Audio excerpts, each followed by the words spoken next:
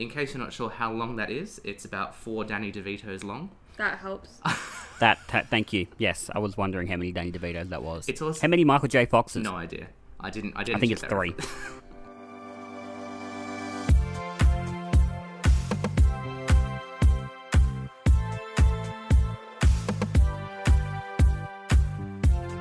Hello and welcome to Good for a Change. This is a podcast where we aim to combat the awful everyday news you hear with stories that will make you smile. I'm Jarrod, and not enjoying any of that was Hollie. Hello, Hollie. And also not enjoying any of that, even worse, was Sean. Good day. I don't know when people are listening to this, so I didn't want to run with morning. No, fair enough. Well, why didn't you enjoy my opening? You were looking at me. You had a real grimace on your face, like a scowl. The smile was it was hard to take. Yeah, that's fair. Fair enough. I don't blame you. How are we, gang? Are we good? Never better. I'm great, thank you. How are you? I'm good. I've got my coffee. I just held a baby, mate. I'm all set. Living the dream, not at the same time, because that's danger. Yeah, well, it was difficult to do.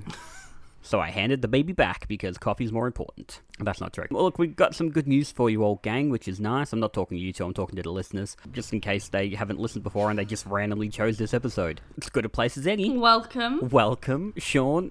Wait, no, who's going first? Hollie, you're going first. Sorry, we just discussed that earlier. Please, go ahead. I'm listening with bated breath. You should be, because this is big news. You will never guess, my friends, who has just dropped a new track. Ooh, I'm gonna guess Mr. Blobby. There's an obscure reference. Yeah, there's an obscure reference. I saw him on a YouTube clip the other day and I ended up watching stuff for an hour. Jason Derulo. Jason Derulo is incorrect. Would you believe me if I said it was Wolfgang Amadeus Mozart? What? Well, I'd have some questions. Oh, and I've got some answers, my friend.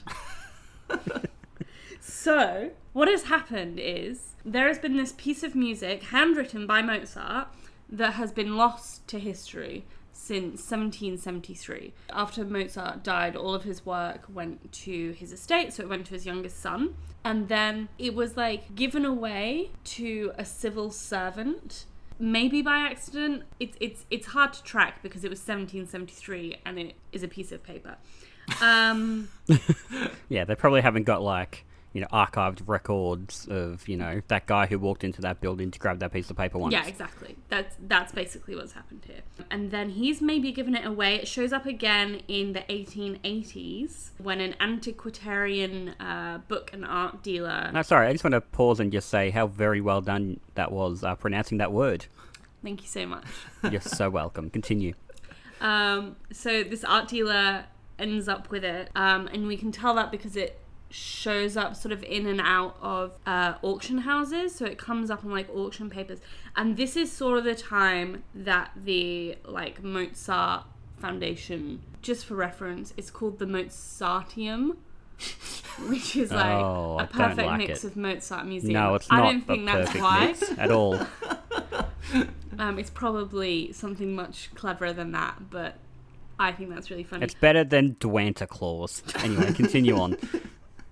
So it's in and out of auctions for a while, and then it disappears. And then in 2018, it is offered up for sale to the Mozarteum Foundation by the family of a French-Dutch engineer who bought it in Paris in the 1920s. So no one has ever heard it or played it publicly before. That's what surprises me, in that this thing has popped up so many times throughout history, and yet no one's ever gone, oh, let's play that. I think there's a chance that they didn't realise what they had. Yeah. Yep. Or, when you, go in somewhere and they're like, this is legit this, and you're like, okay, and then you're like, oh, whatever, it's You're fine. like, it's probably not, though. Yeah. Yeah. And I think that's what happened. So basically, the Mozarteum Foundation bought it. They were like, heck yeah, we'll have that. And because they're all experts in Mozart, they were all like, oh, that's definitely Mozart. But they got 4 or 5 additional opinions, and they all unanimously were like, 1000% this is a piece of Mozart music. It's handwritten. It's a full piece of music. It's on two sides of this piece of paper. I saw in a video, the paper is in very good nick, so I feel like there must have been an idea of this is worth kind of keeping a hold of and keeping fresh. And so they bought it. It's called Allegro in D. Like I said, it was written in around 1773, late 1773, they think. And they played it for the first time for the public on January 27th, which, for you in the know, is Mozart's 265th birthday. Wow. Happy birthday, big guy. Happy birthday, Mozart. And I think we have a recording of it. Let's take a listen. No. Anyway, that was the opening music. Well, I was thinking about this, and is that music in public domain now? Ooh, you ask a very good question. Like, the recording that's been done is not. That belongs to the foundation, and it was played by a pianist called Songjin Cho. It was really good. I'll put it up on the social medias because it was excellent, and it was really interesting to kind of learn where it came from and how they kind of got there. Yeah, no, is it in the public domain? If I was good at piano, could I play that song for the world? I guess the problem is you've got to be able to get hold of the music, and if the Mozarteum hasn't put together like a public version or record of the music, it's going to be hard to come across. Yeah. So I guess that is your thing that's stopping you.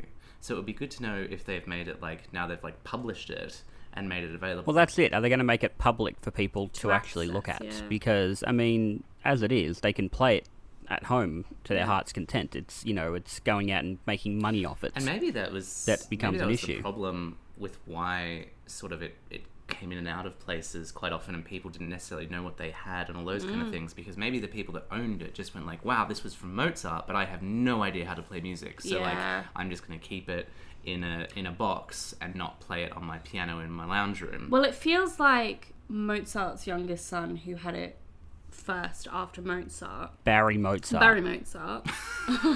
Not official at all. He gave it to this civil servant, so it feels like who is like an amateur musician, an amateur pianist. So it feels like he's given it to that person so that it kind of had a life beyond. But Mozart was famous when he was alive, so it's not like he was like, no one's going to want this, we'll give it to this random dude. Well, depends. Was it something that he wrote just before he died? Was it something that he wrote and didn't like? I'm not. And went, what? No one's gonna see this. I'm gonna put this aside. Consider it the Johnny Moo of of music. For people wondering, that is our hidden podcast episode that will never see the light of day.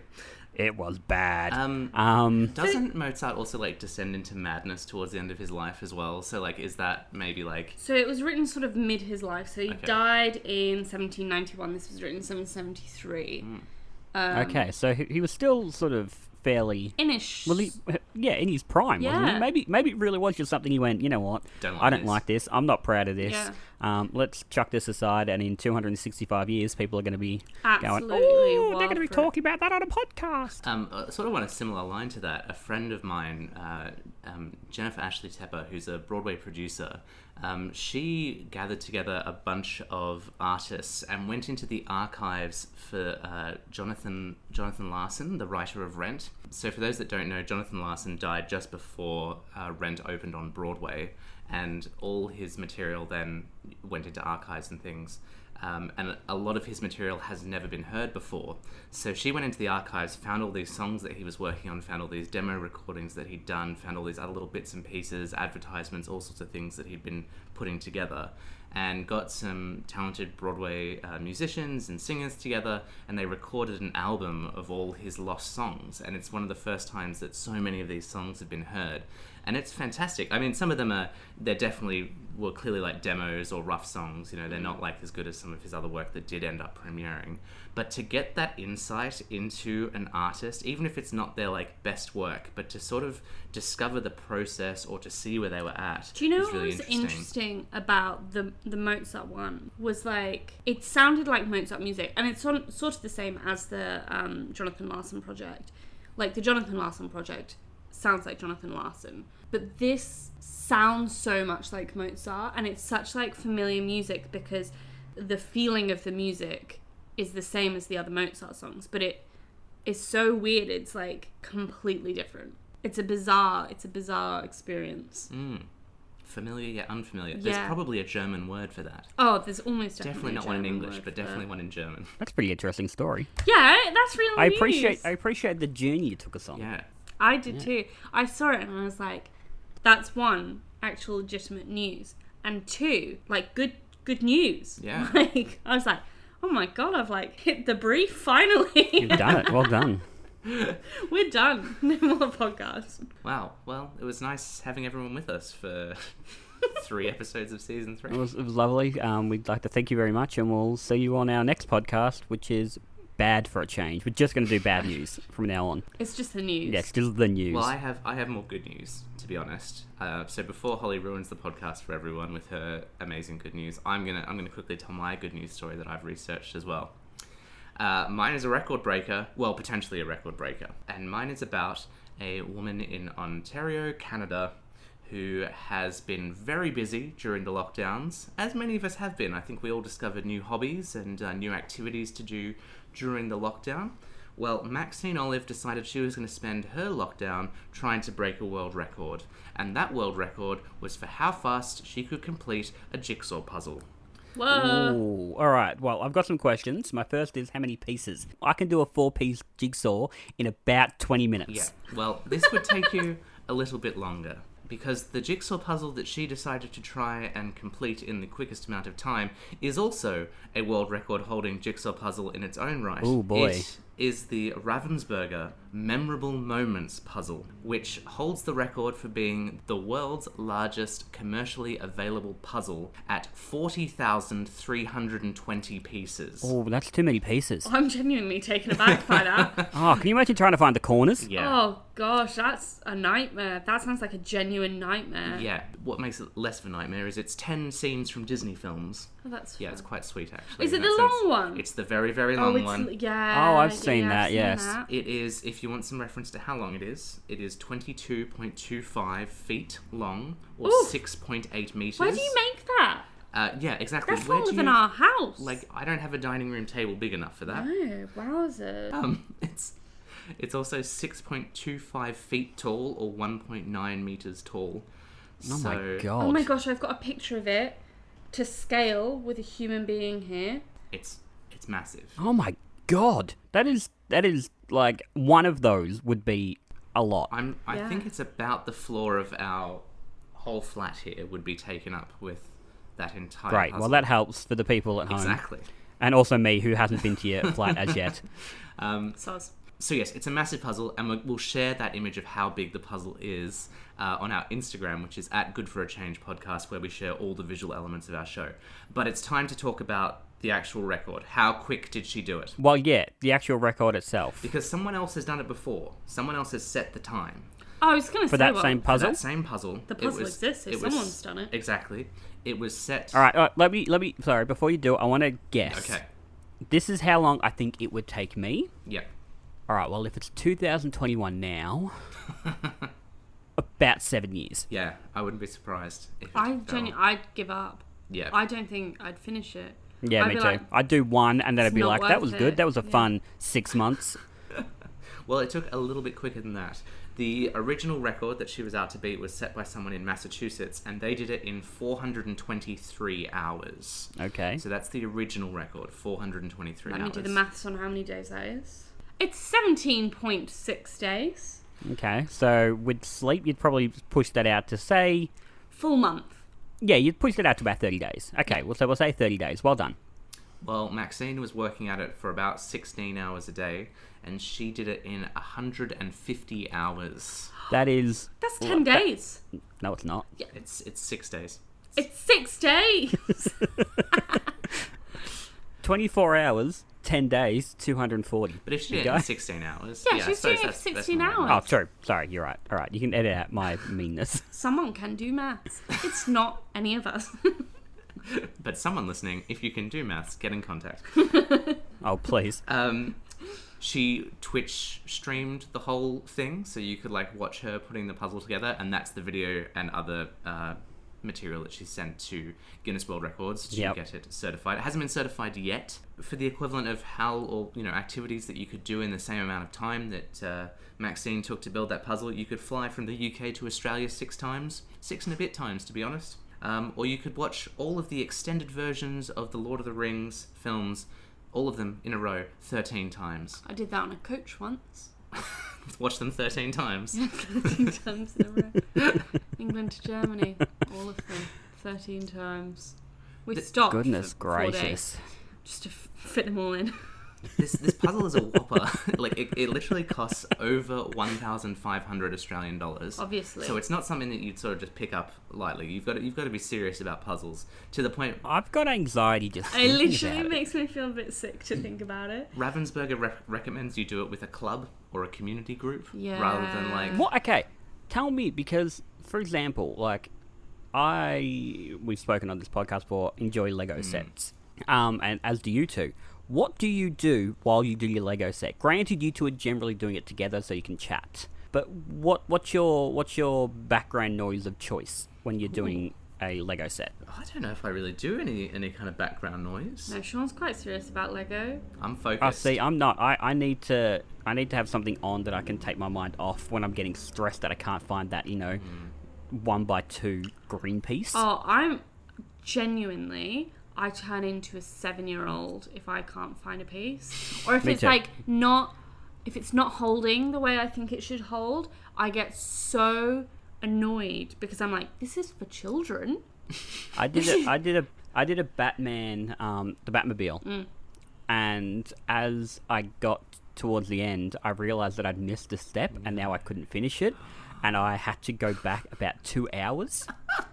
And I was so angry, I set it aside and I didn't touch it for about 3 weeks. And I was like, right, now I'll do it again. It took me 3 weeks to come down. No, I asked that because if I'm going to be spending 16 hours doing something, I'm going to need music or podcasts or something on. Like, so when I have Lego, I've quite often got music playing. Or when I did the Sesame one, I think I watched almost all of season 3 of The Office. Yeah. Or whatever it is. So what would you do for was she doing anything else for 16 hours? Was she listening to music, audiobooks? If I, similar, not the same, when I'm sewing and I'm like sewing to a pattern, Yep. I'll listen to an audiobook because it like feels like I'm getting something done. Even though I'm obviously getting something done, but it feels like you're achieving. But in the same vein, would that be an absolute nightmare while you're doing a puzzle because you'd need all of your brain space? And that's why I think I'd go for music rather than a podcast or something. Mozart.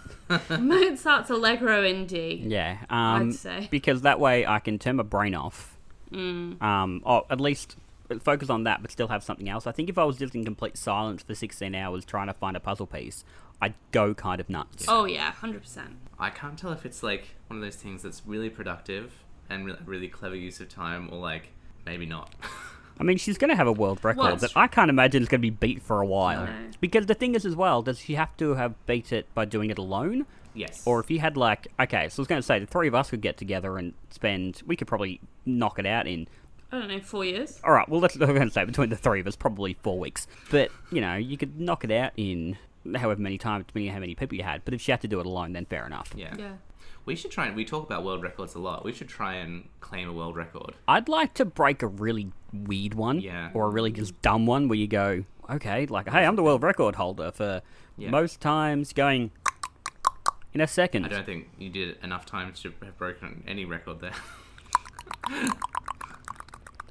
If you can speed that up when you edit it, that'd be Just make me sound excellent. like I'm really good at it. Maybe we should look into it, though. Maybe if you're listening and you have a suggestion for what kind of world record we could beat. It's important to note that I have no notable skills or talents. And I'm not very, physically talented. Adept in any way. But I have great hair, and we all have great hair. So maybe it's our best podcast host with hair. But if you've got a suggestion for a world record for us, let us know in a comment. Join our Facebook group. Let us know there. We'd love to hear from you. And now we talk about lockdown. While the parents are spending their times baking bread and needle felting and other popular things, And doing giant big puzzles. And doing giant puzzles. Unfortunately, the kids are still at school. Regular listeners to this podcast will know that I often like to designate someone the hero of the podcast. I've done it multiple times, and today's no different, because this girl might be the biggest hero of them all. Today I tell you about a young girl who managed to fool her mother, her father, her teacher, her computer teacher,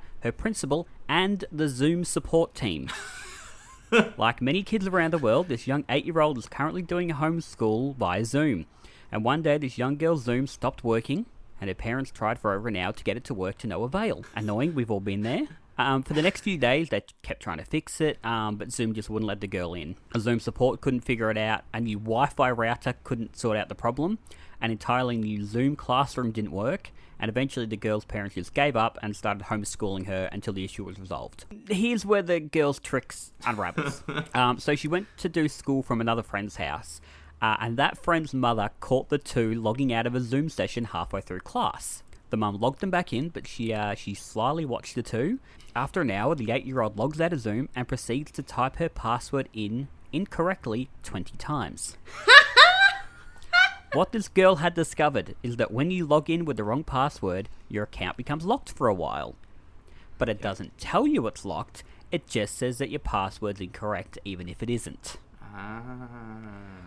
So all in all, this girl evaded her Zoom sessions for 3 weeks. Oh my goodness. She's a hero. She is the hero of the podcast. Her parents have admitted that while they found it annoying for the 3 weeks, they're also pretty impressed. Yeah, that is... You know what? This is the thing that scares me, is like kids are so good at technology.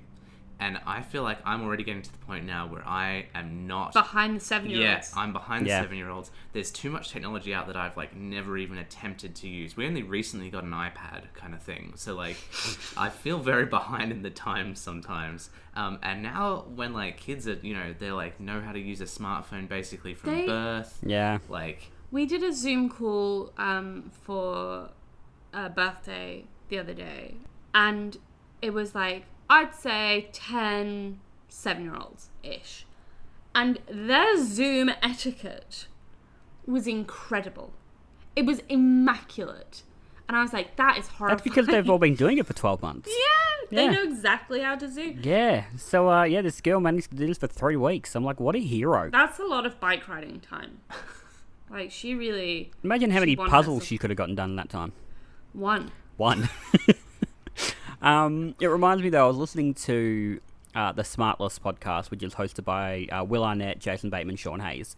And Will Arnett was telling a story about his son who had managed to basically, I think he had recorded himself and like sat there for an hour and recorded himself like he was listening. And then he would play it and like play his PlayStation or his Switch or something like that, right? And the teachers managed to figure out what he was doing. And they've called Will Arnett up and they've said, this is what your son's doing.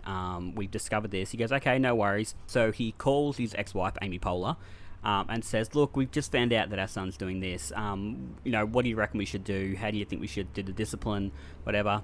And Amy goes, can you give me just one moment? Comes back about 2 minutes later and says, all right, so I'm on the set of making it at the moment. I've just told the whole cast and crew what happened, and they all think that's hilarious.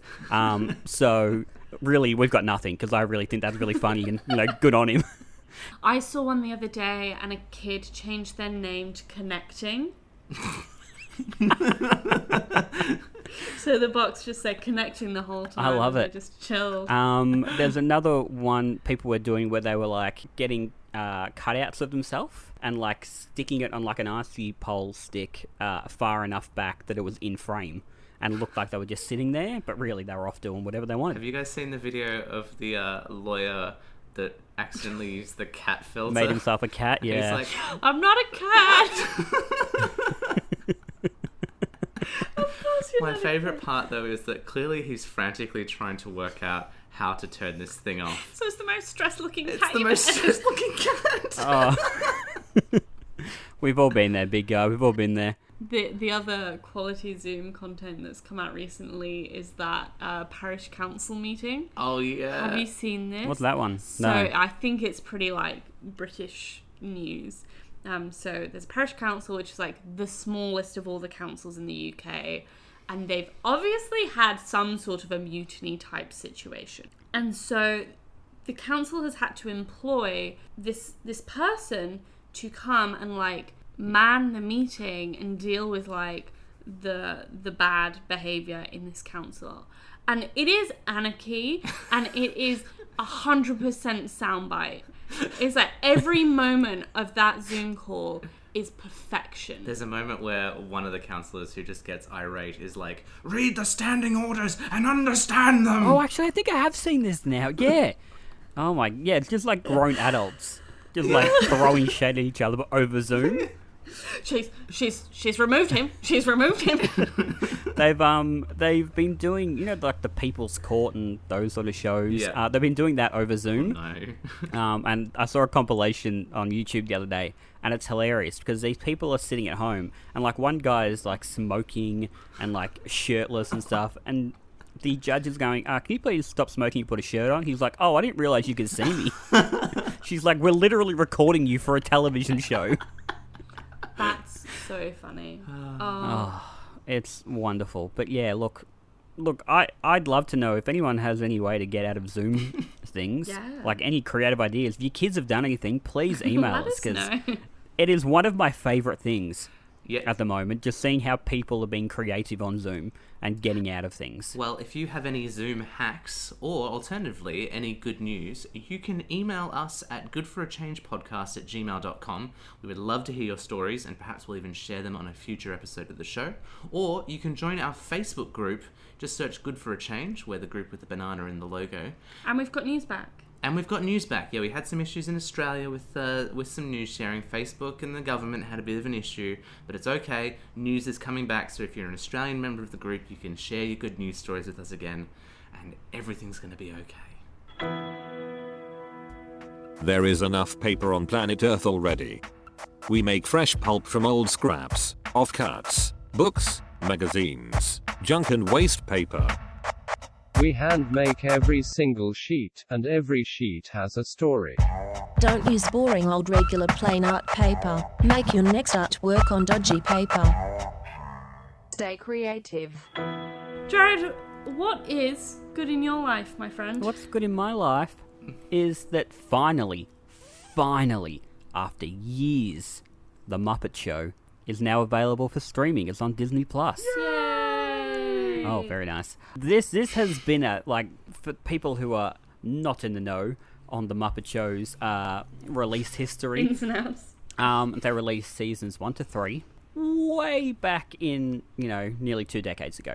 And then season 4 and 5 were promised and then just never came. And running a Muppet fan site as I do, I can write any article on anything whatsoever. Hey, let's talk about Elmo. And someone will say, when's season 4 and 5 going to be on DVD? Every single time. It was a nightmare. So finally, Disney have released the entirety of The Muppet Show, including season 4 and 5, on Disney+. And they are, I think there's something like 25 episodes that have never been released to the public. They aired, back in the 80s, or like late 70s, early 80s, and that was it. They've never been seen again. They were never on home video. They were never on the DVDs for whatever it was. I'm watching episodes that I hadn't seen. Wow. There's new Muppet stuff that basically it's like, brand new Muppet Show, but it's just happened to be from, 10 years before I was born. It's funny, when they announced it, I went, oh yeah, I'm not going to watch it. Like, I've seen a lot of it anyway. And I found it's a really good background show. Yeah. Like, alright, I've got half hour to kill. I'll just chuck on an episode while I'm playing something on my phone.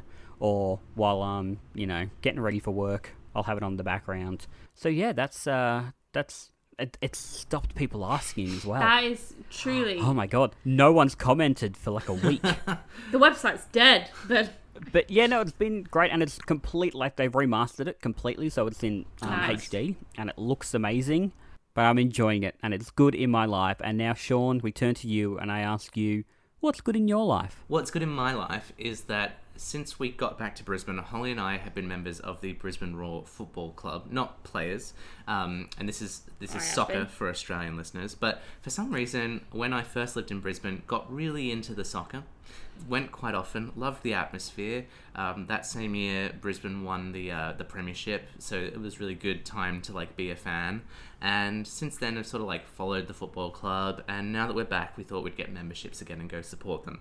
And part of our membership includes that we get to go not only to the men's football games, but also to the women's football games. And we hadn't been to one yet because this has been a weird year for scheduling. There's been a lot of changes to the program depending on when states have been opened or closed or those kind of things. And luckily in Australia, we're at a point where like we can gather in stadiums and it's really safe to do so. But the other day we went and we watched the women play, and it was such a good game. I was so impressed with like their skills and like how the game played from the start. Like sometimes the men's football, they'll like tackle each other and then they'll be on the ground for half an hour crying, and you're like, this isn't fun to watch. The game stopped Taking a dive, yeah. only for someone who had literally pulled their hamstring, and she was probably at around the center line when it happened. So they took her off, they swapped her out, and then like 20 minutes later she was still trying to walk. Like she wasn't even halfway down, like she'd really injured herself, and that was the only stoppage in the entire game. And I was like, this is what we come here for. We also came here for the amazing goals. So Brisbane ended up scoring 4 goals in the game, which was phenomenal. Which is quite high for soccer. It is. And we were behind the goals, so we got 2 of them sort of on our end. Smacked in the face, and now Hollie's got a big black eye. Exactly. But one of the goals, that same player that got injured, she was basically just across the halfway line and saw that the goalie wasn't in the goals. So she just kicked it from just past the halfway line, and it went in. And it was crazy. It was You really would think crazy. in the amount of time it took to get there, the goalie would turn around and go, oh, there's a ball coming. Well, she like skimmed Just it. saunter over. And when she like skimmed it, I think it like went further down. I think it probably wouldn't have gone in if she hadn't have touched Yeah, it. but she's But she intercepted touched it. and it's gone down, yeah. And it was amazing. And it was just such a great atmosphere. It was really like, sometimes at the men's one, it's a bit more testosterone fueled and everyone, yells at the referee. And, that's not necessarily as nice. But this was like, it felt like such a community spirit around the team as well. It felt like everyone that was there watching sort of knew the players. And it was just a really nice environment. And I really enjoyed it. I'm not a giant sports fan, like football and stuff like that, but I find that the few times I've actually gone to a game, I think it's because I haven't got anything else to distract me. Yeah. Like usually at home, like watching the footy, I'm like, yeah, I could watch this, or I could go and Do play on something, a PlayStation, anything or I else in could the do world. anything else in the world. Yeah, exactly. Or like quite often during the grand final, I will go to the shops. Like I'll go for a wander around the shops because it's dead. But when I'm actually at a game, I get really into it. And so, I think I can imagine the atmosphere there is really sort of uplifting and really just like... It was much nicer. Yeah, you had a really good time too. didn't Also, I was on the television. you? Yeah, we were on the my television. goodness, you people are famous. You're on television, I'm on the Lego website. This podcast is strength to strength. I hope you're wearing your good for a change bandana and jumper and tattoo on your forehead. Oh, I am. Alright, great. All right, before we go down our line of celebrity that we're in at the moment, Hollie, what is good in your life? What is good in my life? We have previously discussed probably many times that we have moved to Queensland. The perk of Queensland is that it is tropical. The perk of tropical, sometimes, is the tropical storms. And Oh, yeah. boy, did we have the storm to end all storms the other day. It was incredible. Like thunder and lightning, but it was like sheet lightning across the sky. And it was just... I saw some of the stuff you put on social media. It looked pretty cool. Yeah. It was about an hour, and I like sat there for about 10 minutes. I was like, this is really cool. And then I was like, I need to call my mum. I'm scared.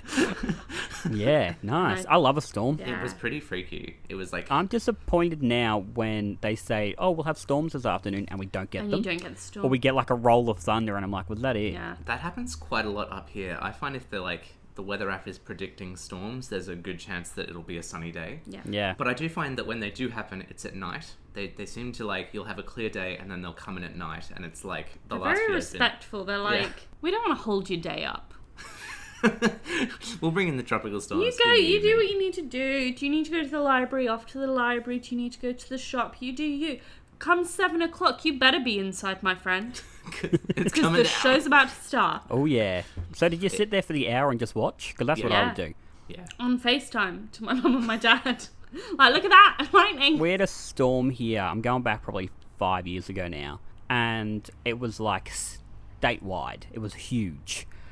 And they said on the news the next day that my town was like the center of it, and we got hit the worst. Oh. And it was like the power went out. It was summer, and the power went out at about 8 o'clock, 8:30, and didn't come back on until like 6:30 the next morning. So there was nothing to do. So my mum and I grabbed chairs and sat on our front porch, because it wasn't necessarily just rain, it was just the thunder and the lightning. Yeah. And we sat there for probably an hour and a half and just chatted and watched it. But it got like, it was so bad that it got to a point where I live on a main road, and I was upstairs watching it, and all of a sudden I noticed that there were cars that had stopped on the road, and I've walked out and had a look, and a giant tree branch was on the road. And the guy who lived across the road at the time saw me, and he looked at me and went, "Come with me." And we both run out, and like 4 of us have had to move this giant branch. And we were like standing in like almost a gutter, and it was up to like almost your knees. That's just how flooded it was. And it was like, wasn't necessarily flooded because it was all going downhill. But yeah, it was like that, and it was just crazy. And I remember looking at, like, you hear the like old sailors and stuff go, "Oh, the sky looked angry," and you go, okay, whatever. Like, that's just a simile or whatever it is. No, the sky looked angry. Like, it was just black. And just like, again, like, you better get inside, gang, because I'm gonna tear some stuff apart. Yeah, it was chaos. Yeah. It was really cool, and I hope when I come up there, give me a tropical storm. If you can put in a request to Queensland Weather that when I'm up there in a few weeks, if we can just have a tropical storm one night, that'd be wunderbar. Just the one. But just one. Yeah, just the one. If it storms on the Gold Coast, we'll record a podcast from the stormy Gold Coast podcast. They'll be like, "Hello, welcome to Good for It." Aww.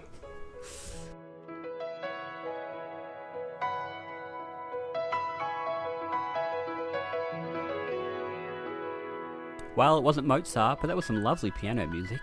Yeah. Might have been Mozart. Might have been Mozart playing it. I don't know. I haven't. Maybe we got the rights. Maybe we didn't. Do you know what though? Do you know what I'd give Mozart, Holly? What would you give Mozart? I'd give him 5 stars. Whoa. Whoa! What can you tell me about 5 stars? I can tell you a few things about 5 stars.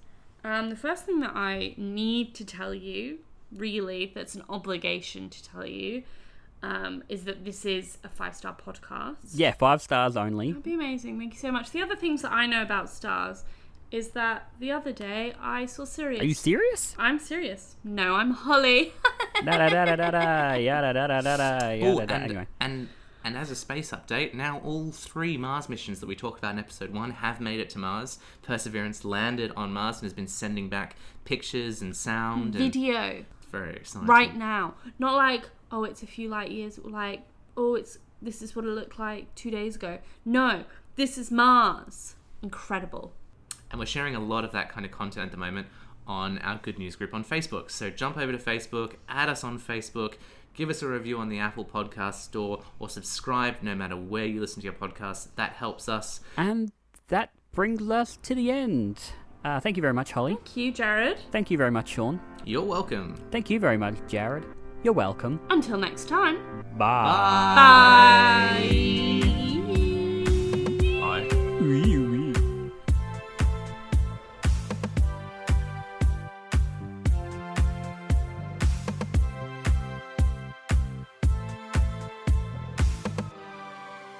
Mozart wrote that.